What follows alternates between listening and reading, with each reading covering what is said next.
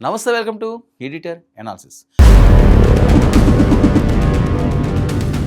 Pak army chief Asim మునీర్పై JUIF నేత రెహమాన్ ఆగ్రహం. పాకిస్తాన్ విచ్ఛిన్నం కావాలని కోరుకుంటున్నారా?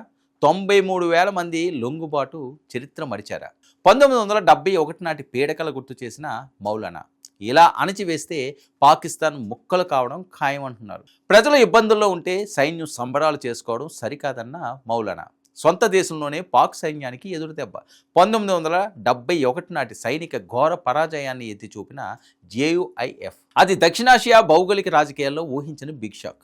దేశ సరిహద్దుల రక్షణ పేరిట అధికారాన్ని చెలాయిస్తున్న పాకిస్తాన్ సైనిక దళాలకు ఆ దేశపు అత్యున్నత నాయకత్వానికి స్వదేశంలోనే కోలుకోలేని దెబ్బ తగిలింది. 1971లో భారత్ చేతిలో పాకిస్తాన్ సైన్యం అనుభవించిన ఘోర పరాజయాన్ని, 93,000 మంది సైనికులు లొంగిపోయిన నాటి చారిత్రక అవమానాన్ని గుర్తు చేస్తూ సొంత దేశంలోనే ఒక శక్తివంతమైన రాజకీయ నాయకుడు తీవ్ర అగ్నిపర్వతంలా విరుచుకుపడ్డారు. జేయుఐఎఫ్ అధినేత మౌలానా ఫజ్లుర్ రెహమాన్ ప్రస్తుతం Pak army chief general Asim మునీర్ను టార్గెట్ చేస్తూ చేసిన సంచలన వ్యాఖ్యలు అంతర్జాతీయంగా దౌత్య వర్గాల్లో హాట్ టాపిక్గా మారాయి. నిరంతరం రక్తపాతం, అణచివేత కొనసాగితే పాకిస్తాన్ తన పాత సరిహద్దులను కోల్పోయి మరిన్ని ముక్కలుగా విడిపోవడం ఖాయమంటూ ఆయన చేసిన హెచ్చరికలు జియోపాలిటిక్స్ వర్గాలను తీవ్రంగా ఆలోచింపజేస్తున్నాయి. అసలు పాకిస్తాన్ సైన్యంపై మౌలానా ఎందుకు ఈ స్థాయిలో విరుచుకుపడ్డారు? 1971 పీడకలను ఎందుకు తవ్వి తీశారు? ఈ అంతర్గత రాజకీయ పోరుకు వెనక ఉన్న అసలు మిస్టరీ ఏంటో ఇప్పుడు చూద్దాం. పాకిస్తాన్ దేశ చరిత్రను పరిశీలిస్తే ప్రజాస్వామ్య ప్రభుత్వాల కంటే సైన్యానిదే పై చేయిగా ఉంటూ వచ్చింది. ఆర్మీ చీఫ్ ఆదేశాలే శాసనాలుగా చెల్లుబాటు అయ్యే ఆ వాతావరణంలో జనరల్ అసీం మునీర్ నేతృత్వంలోని ప్రస్తుత మిలిటరీ ఎస్టాబ్లిష్మెంట్ను నేరుగా సవాలు చేయడం అనేది సాధారణ విషయం కాదు. కానీ పెషావర్లో జరిగిన ఒక భారీ బహిరంగ సభలో మౌలానా ఫజ్లుర్ రెహమాన్ మాట్లాడిన తీరు పాకిస్తాన్ సైనిక వర్గాల గుండెల్లో రైళ్లు పరిగెత్తిస్తుంది. సొంత ప్రజలను అణిసివేస్తూ దేశాన్ని సంక్షోభంలోకి నెడుతున్న సైన్యం వైఫల్యాలను ఎండగడుతూ ఆయన సంధించిన అస్త్రాలు ఇప్పుడు ఆ దేశ వ్యవస్థల పునాదులనే కదిలిస్తున్నాయి.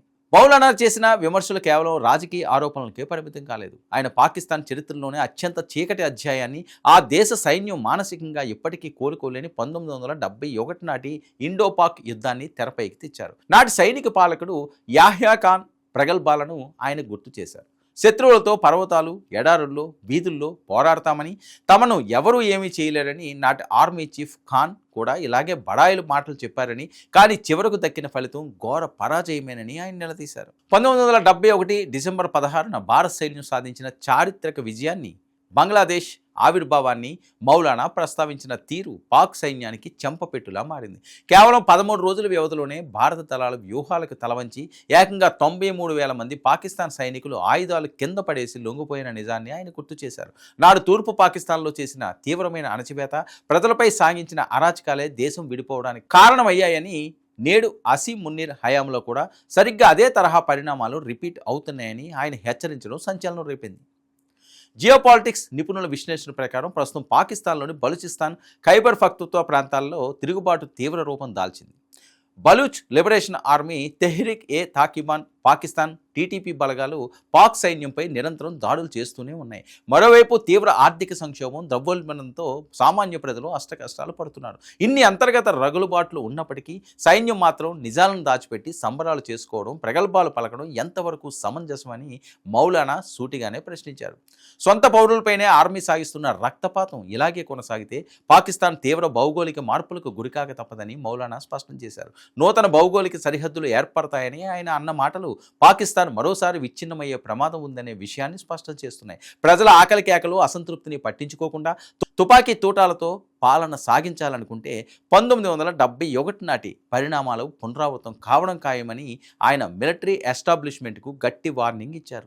ప్రస్తుతం పాకిస్తాన్ రాజకీయ చిత్రపటంలో ఈ పరిణామం ఒక పెద్ద మలుపుగా మారింది. సైన్యం ప్రాభవాన్ని, ఆర్మీ చీఫ్ నిర్ణయాలను ప్రశ్నించే ధైర్యం రాజకీయ నేతలకు రావడం వెనుక ఆ దేశంలో వెల్లువెత్తుతున్న ప్రజా ఆగ్రహమే కారణమని దౌత్య నిపుణులు అభిప్రాయపడుతున్నారు. ఇమ్రాన్ ఖాన్ మద్దతుదారులు ఒకవైపు, ప్రాంతీయ తిరుగుబాటుదారులు మరోవైపు.